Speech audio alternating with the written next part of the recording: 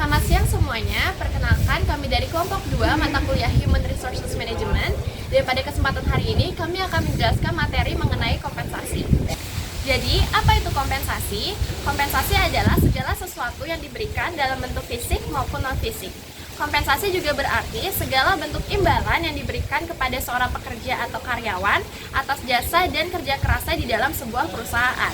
Kompensasi ini biasanya diberikan dalam bentuk uang ataupun barang, dan baik secara langsung maupun tidak langsung. Adapun 3 jenis kompensasi, yaitu kompensasi langsung, kompensasi tidak langsung, dan kompensasi non-finansial. Yang pertama, apa itu kompensasi langsung? Kompensasi langsung adalah kompensasi yang diberikan secara langsung oleh pekerja atau karyawan dalam bentuk materi. Contoh dari kompensasi langsung ini adalah yang pertama ada upah, yang kedua ada gaji, yang ketiga insentif atau bonus, yang keempat ada komisi, dan yang terakhir adalah tunjangan. Yang pertama adalah upah.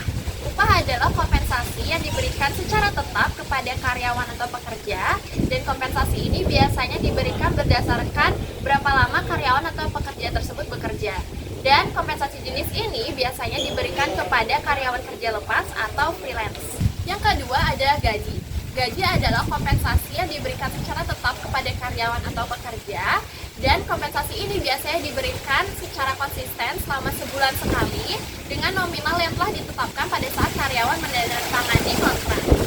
Yang ketiga adalah insentif atau bonus. Insentif atau bonus adalah kompensasi yang diberikan kepada seluruh pekerja atau karyawan pada saat perusahaan mengalami kenaikan pendapatan atau kenaikan profit.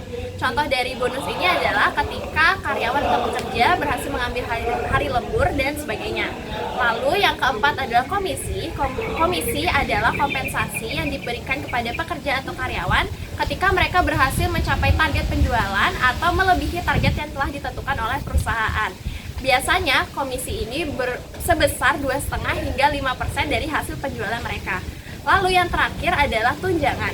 Tunjangan adalah kompensasi yang diberikan kepada karyawan atau pekerja di luar dari gaji pokok mereka pada masa-masa tertentu. Contoh dari tunjangan ini adalah bisa berupa tunjangan hari raya, tunjangan asuransi kesehatan, tunjangan pendidikan, dan sebagainya. Selanjutnya adalah kompensasi tidak langsung. Kompensasi tidak langsung adalah imbalan yang diberikan kepada pekerja atau karyawan yang penyerahannya dan wujudnya diberikan secara tidak langsung. Contoh dari kompensasi ini adalah berupa BPJS Ketenagakerjaan, BPJS Kesehatan, asuransi kejiwaan, mobil dinas, dan sebagainya. Lalu yang terakhir adalah kompensasi non-finansial. Kompensasi ini adalah imbalan yang diberikan kepada karyawan atau pekerja dalam bentuk non-materi. Contohnya adalah lingkungan kerja yang nyaman, seminar, pelatihan, workshop, promosi jabatan, dan sebagainya.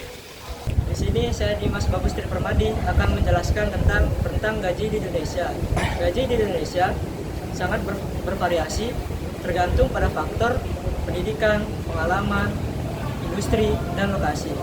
Tetapi di setiap provinsi sangatlah berbeda-beda gajinya. Secara umum, gaji di Indonesia berkisar sehingga 3-4 juta per bulannya, bahkan bisa mencapai puluhan juta dan ratusan juta. Saya akan menjelaskan mengenai kesalahan yang terjadi saat pemberian kompensasi. Kompensasi yang tidak sesuai dapat menyebabkan permasalahan, seperti menurunnya kinerja karyawan, loyalitas, dan motivasi serta kepuasan kerja karyawan. Bahkan dapat menyebabkan karyawan potensial untuk keluar dari perusahaan. Pemberian kompensasi dimaksudkan agar materi karyawan terpenuhi.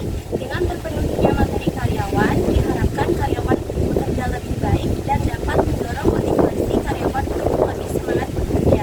Agar perusahaan tidak salah dalam pemberian kompensasi, perusahaan harus bisa menganalisis kelebihan dan kekurangan karyawan agar kompensasi yang diberikan sesuai. Kali ini saya, Dimas Triadi Dahlan, ingin menjelaskan tentang apa yang diberikan oleh Grab, yaitu kompensasi di saat mem-PHK karyawannya. Nah, saya ingin menjelaskan sedikit ya. Pada tahun 2020, di saat COVID pertama kali, Grab mem-PHK karyawannya dengan jumlah yang cukup besar, 560 orang. Dan di beberapa bulan selanjutnya, Grab mem-PHK 1.000 karyawannya. Nah, apa sih yang diberikan oleh Grab saat mem-PHK karyawannya? Yaitu kompensasi berupa kesehatan, cuti tahunan, dan uang atau beberapa kompensasi yang diberikan oleh Grab dalam kebijakan perusahaan. Nah, mungkin itu saja yang saya sampaikan. Terima kasih. Oke teman-teman, terima kasih sudah menonton video presentasi dari kelompok 2 and see you.